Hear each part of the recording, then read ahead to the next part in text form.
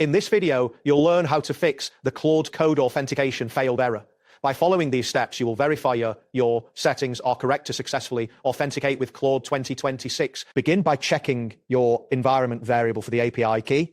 Open PowerShell on your computer. Once PowerShell is open, enter the command get content in .dash, select string, lodo _API _key. This command will read the contents of your F file and look specifically for the line that contains your API key. You need to ensure that the key is not empty or expired.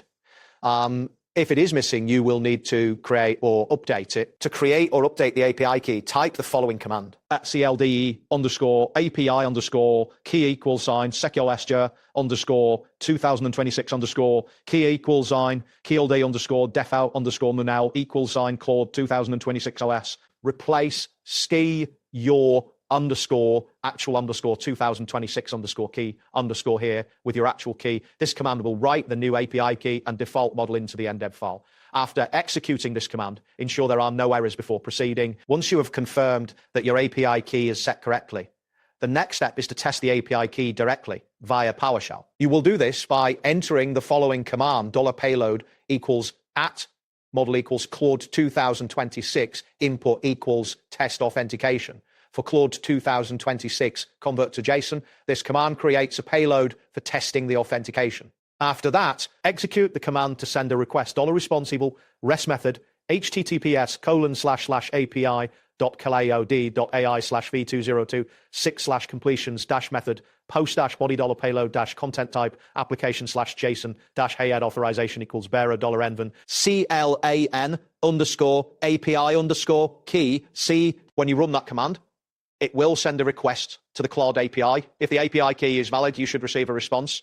To see the output, type $response output _text. If you encounter a 401 unauthorized error, this indicates that your API key is either invalid or expired. In that case, you will need to regenerate your API key. To regenerate your API key, navigate to the Claude AI dashboard for 2026. Once there, go to the section labeled API keys and select generate new key. After generating a new key, you need to replace the value in your Gend file with this new key.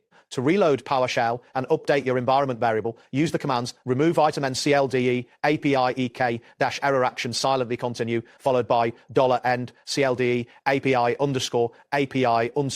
_key. Make sure to use the new key you just generated. Next, verify that your default model is correct in PowerShell. You can check this by typing $end CLD default model. Ensure that this matches a valid 2026 model, such as Claude 26 LR or Claude 20262. Using the wrong model with a valid key can still trigger authentication errors, so this step is crucial. As an optional step, you can test the CLI login for additional verification. Use the command. This should return your account email and permissions. If this command fails, it indicates that there may still be an issue with your API key or a network problem preventing successful authentication. That wraps up today's guide. Thanks for watching and catch you in the next tutorial.